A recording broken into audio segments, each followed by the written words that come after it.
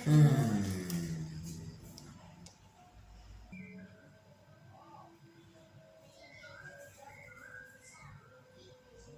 Kamu kenapa? Itu loh, kenapa setiap ada sambungan jembatan, kalau nggak sambungan rel kereta itu ada celahnya? Kenapa coba? Kan lebih enak nggak usah dikasih celah, supaya lebih rapat. Kenapa dikasih celah? Oh, itu karena pemuaian. Oh, pemuaian itu kayak gimana? Mending, yuk kita diskusikan.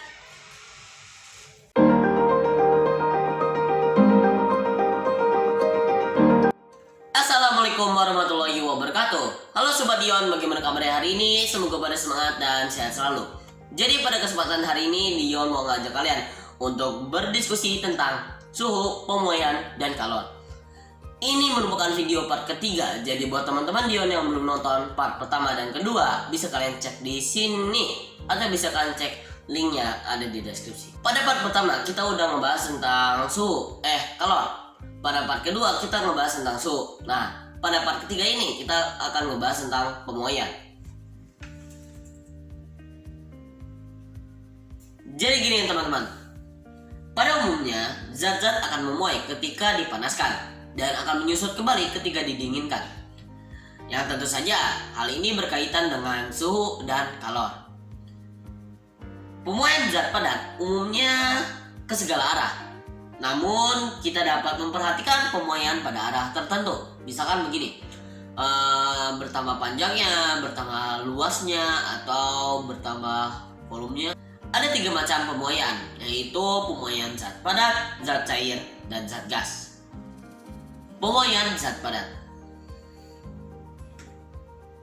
Contoh pemuaian zat padat ini bisa kalian temukan ketika kalian membakar logam. Nah, ketika kalian membakar logam gitu ya, memanaskan logam, itu logamnya itu bertambah panjang gitu ya. Nah, Yon, kenapa logam tersebut bertambah panjang, Yon? Jadi gini teman-teman, hal ini terjadi karena partikel zat bergetar. Semakin panas, semakin cepat gitu ya. Bergetarnya semakin cepat gitu, semakin panas.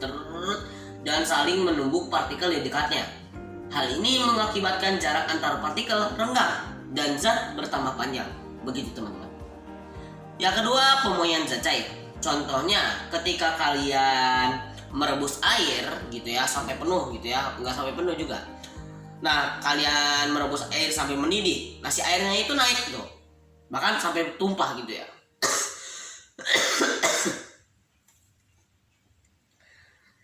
Nah, kenapa hal itu bisa terjadi, Yon? Jadi gini teman-teman, dalam zat cair terjadi muai volume karena zat cair menempati ruang sesuai bentuk wadahnya. Begitu teman-teman. Selanjutnya, yang ketiga, pemuaian zat gas. Contoh pemuaian zat gas yang bisa kita temui sehari-hari gitu ya. Ketika kalian meniup balon gitu ya, meniup balon sampai kecil juga, enggak kecil deh. Pokoknya kalian meniup balon gitu ya. Terus kalian ikat, kalian taruh di lapangan terbuka yang panas ya. Yang panas, terik mataharinya panas. Oh, panas. Nah, kalian taruh di situ, di lapangan itu, dan kalian tunggu, maka akan pecah gitu ya. Meledak, duar gitu. Nah, Yon, kenapa hal itu bisa terjadi? Karena begini teman-teman, gas atau udara di dalam balon memuai dan terdesak keluar sampai si balon itu pecah gitu ya. Dan begitu teman-teman.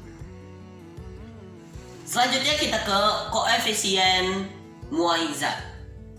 Yang pertama, koefisien pemuaian pada zat padat. Koefisien muai panjang suatu zat padat adalah bilangan yang menunjukkan pertambahan panjang zat padat jika suhunya dinaikkan 1 derajat Celcius. Dengan rumus sebagai berikut. Selanjutnya, koefisien pemuaian volume zat cair. Koefisien muai volume zat cair adalah bilangan yang menunjukkan pertambahan volume setiap satuan volume zat cair jika suhunya naik 1 derajat Celcius. Dengan rumus sebagai berikut. Selanjutnya pada koefisien pemuaian volume gas. Koefisien muai volume semua gas sama besar, yaitu 1/273 atau 0,003663 per derajat Celcius.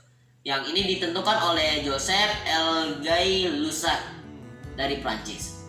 Besar pemuaian zat gas pada tekanan tetap dapat ditentukan dengan rumus berikut. Oke, kita lanjut ke prinsip pemuaian dalam teknologi. Yang pertama, contoh pemuaian dan manfaat contoh sehari-hari dan manfaat pemuaiannya, gitu ya. Yang pertama, kalau kalian lihat itu kabel listrik gitu ya, ketika siang gitu, dia merenggang, ya,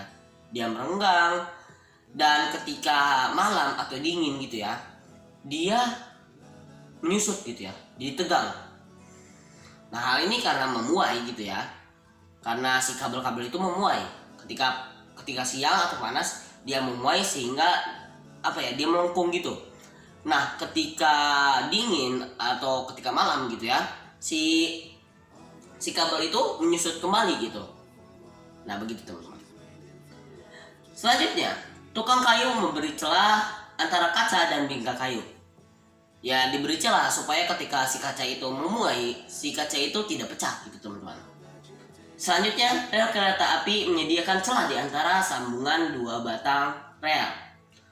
Kenapa diberi celah? Karena saat si batang rel itu memuai gitu ya teman-teman, si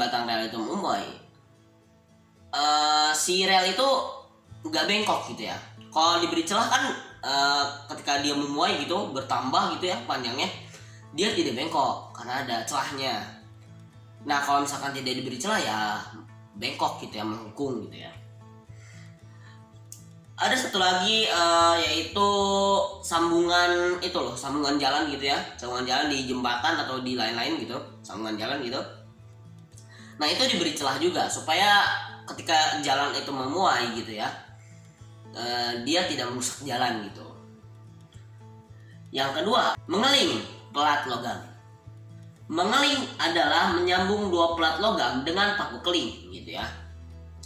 Ketiga, bimetal dan penggunaannya. Bimetal adalah dua keping logam yang berbeda. Angka muainya dikeling menjadi satu. Nah, contoh alat-alat yang menggunakan bimetal ya, menggunakan penggunaan bimetal gitu. Yang pertama ada saklar thermal. Yang kedua ada termostat bimetal. Yang ketiga termometer bimetal. Yang keempat lampu sen. Oke teman-teman, ada soal diskusi nih. Sebatang rel kereta api panjangnya 10 meter pada suhu 0 derajat Celcius. Jika saat dilalui kereta suhunya naik 100 derajat Celcius dan koefisien muai panjang besi 0,0000012 derajat Celcius, berapa pertambahan panjang rel? Jelaskan berdasarkan konsep pemuaian. Kalau kalian tahu, tulis dong di kolom komentar. Oke guys, cukup sekian video kita hari ini. Kalau kalian gak mau ketinggalan video dari Dion, jangan lupa subscribe dan aktifkan tombol notifikasinya. Dan jangan lupa like dan share ke teman-teman kalian. Sampai jumpa. Wassalamualaikum warahmatullahi wabarakatuh. Tetap semangat dan jaga kesehatan. Oke?